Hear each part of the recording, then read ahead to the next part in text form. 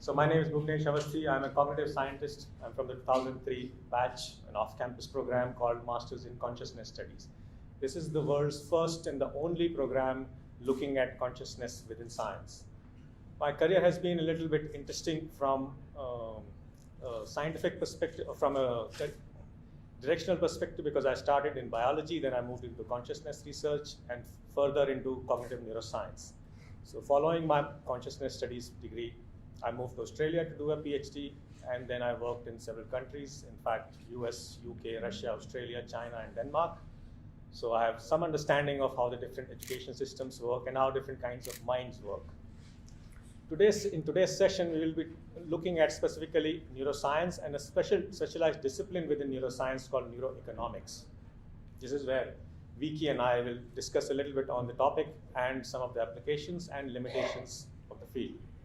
Now, neuroeconomics is an area which is a combination of several disciplines, particularly neuroscience, psychology, economics, and decision-making theories. This is a relatively newer field. So some of the earliest papers discussing the brain and the economic decision making came around in the late 90s. Now, when we talk about neuroeconomics, what are we trying to find out? What are we trying to do? So researchers actually are studying brain mechanisms that are involved in economic decision making regarding rewards, decision making regarding financial incentives, or let us say magnitude of reward or value. Now, the purpose is to better understand the brain mechanisms and the processes behind decision making, and to be more precise regarding our economic models. So the discipline is rather directed through different approaches. It's not in itself a standalone discipline. The theories come from various areas, primarily from psychology and economics.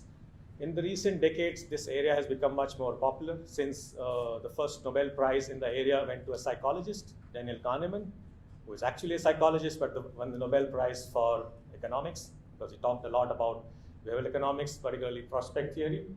And in 2017, Richard Taylor, a behavioral economist, actually won the Nobel Prize in economics. Taylor was in India just 2 weeks ago meeting the Prime Minister because the Indian institutions are now keen to develop behavioral aspects into economic and policy decision making.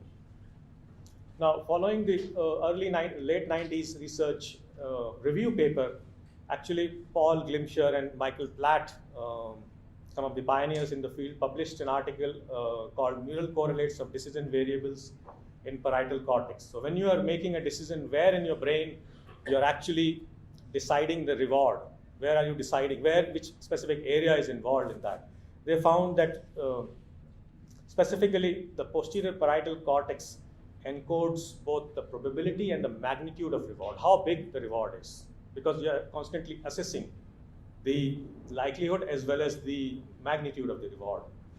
Now, since those days, the field has matured quite a bit. There was initial skepticism. People did not take it seriously, as is the case with any new discipline, especially a discipline that deals with economic theories, because it's something that is not well rooted in any specific branch of science, like hard sciences, physics, or chemistry, or even life sciences. This comes from more behavioral sciences perspective. So over these 2 decades or so, there have been dedicated development of dedicated research programs, particularly a annual conference. There are dedicated societies like International Society for Neuroeconomics. They have an annual conference, and several economists, computer scientists, psychologists joining the team. Now, when we look at this topic, more and more research is showing that human beings are not rational beings. Human beings make decisions based on their emotions. Human beings are biological agents that operate in a noisy environment. So we process signals from the environment, we make sense of the environment, and make optimal decisions.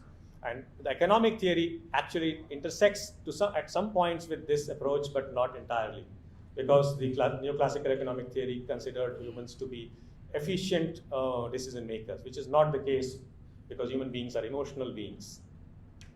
Now, the research in this area has shown a lot of anomalies coming from biology. Particularly, we know that the brain plays an important role in forming relationships and social trust.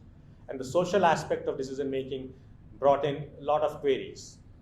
We know that there is effect of physiological condition like sleep, effect of hunger. So people who eat just before listening to a session will process the information slightly differently as compared to if they were hungry. So there are very clear socioeconomic indicators affecting or indicators as a result of physiological signals.